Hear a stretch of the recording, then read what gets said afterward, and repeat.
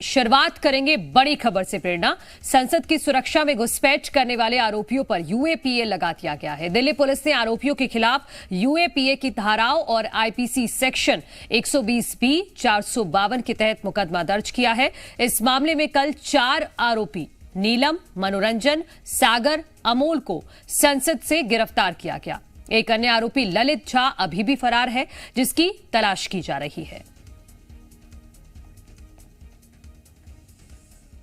क्षेत्रों में रहने वाले लोगों की दिल्ली पुलिस की स्पेशल सेल संसद भवन के अंदर सेंधमारी की जांच कर रही है। सूत्रों के मुताबिक पुलिस ने यूएपीए के तहत केस दर्ज कर लिया है, यानी पुलिस अब इस सेंधमारी को आतंकी साजिश के तौर पर देख रही है। पुलिस को शक है कि संसद में घुसपैठ का मास्टरमाइंड कोई और है। फरार आरोपियों की तलाश के लिए छापेमारी जारी है। लोकसभा सचिवालय की रिपोर्ट पर गृह मंत्रालय ने घटना की जांच के आदेश दिए हैं। इसके लिए एक जांच कमेटी भी बनाई गई है। सीआरपीएफ के डीजी अनीश दयाल की अगुवाई में बनी जांच कमेटी इस बात की तफ्तीश करेगी कि आखिर देश की सबसे सुरक्षित जगह पर 5 लोगों ने मिलकर कैसे धुआं फैलाया और नारेबाजी भी कर ली। संसद भवन के परिसर में हंगामा मचाने वाले 4 आरोपी गिरफ्तार किए जा चुके हैं, जबकि ललित नाम का 5वां आरोपी मौके से तुरंत फरार हो गया। ललित के पास ही 4 के मोबाइल फोन हैं। अब पुलिस उसकी तलाश कर रही है। इन लोगों के अलावा गुरुग्राम से भी पति पत्नी को हिरासत में ले लिया गया है। बताया जा रहा है कि संसद में एंट्री से पहले आरोपी इन्हीं के घर पर रुके थे।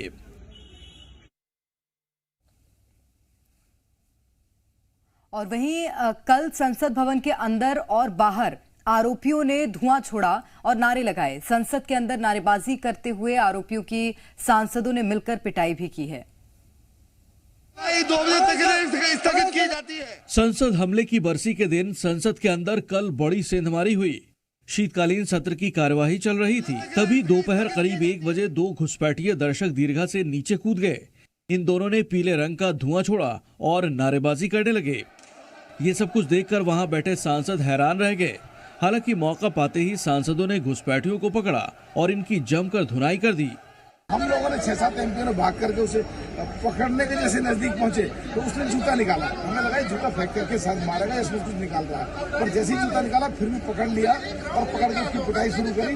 उधर हम उसे पकड़ रहे थे और उधर जो उसने जूते में शायद कोई चीज निकाली और कोई खोली, उसमें इतना बुरा धुआं ऐसी गैस पूरे में फैली कि जो बिल्कुल एकदम उसको झेला नहीं जा सकता। संसद के अंदर 2 आरोपी घुसे थे, जिनमें से एक का नाम सागर और दूसरा था डी मनोरंजन। ये अकेले नहीं थे, इनके 2 साथी संसद के बाहर भी मौजूद थे, जिनमें से एक का नाम था अमोल तो दूसरी थी नीलम। मौका देखकर इन दोनों ने भी प्रदर्शन करना शुरू कर दिया। इन 4 ने मिलकर संसद के अंदर और बाहर पीले रंग का धुआं छोड़ा और नारेबाजी की। बताया जा रहा है कि इस घुसपैठ के बाद संसद भवन में दर्शकों की एंट्री को अगले आदेश तक बैन कर दिया गया है।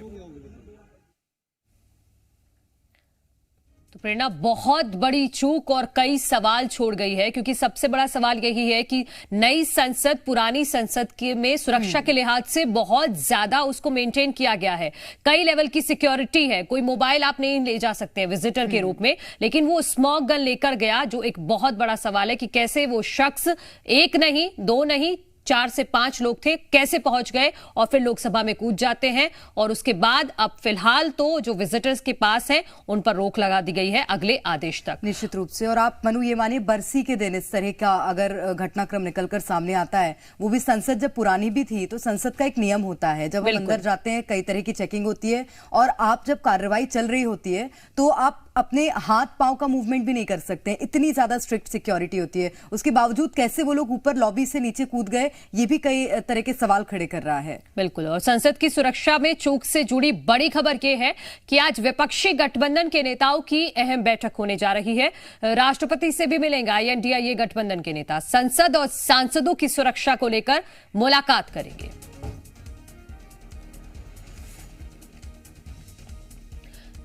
तो विपक्षी सांसद आज एक बड़ी बैठक करने जा रहे हैं, जिसमें INDIA में जितने भी पार्टी के सदस्य हैं सभी इस बैठक का हिस्सा होंगे और संसद की सुरक्षा को लेकर चर्चा की जाएगी, सांसदों की सुरक्षा को लेकर चर्चा की जाएगी। राष्ट्रपति से भी मुलाकात करेंगे।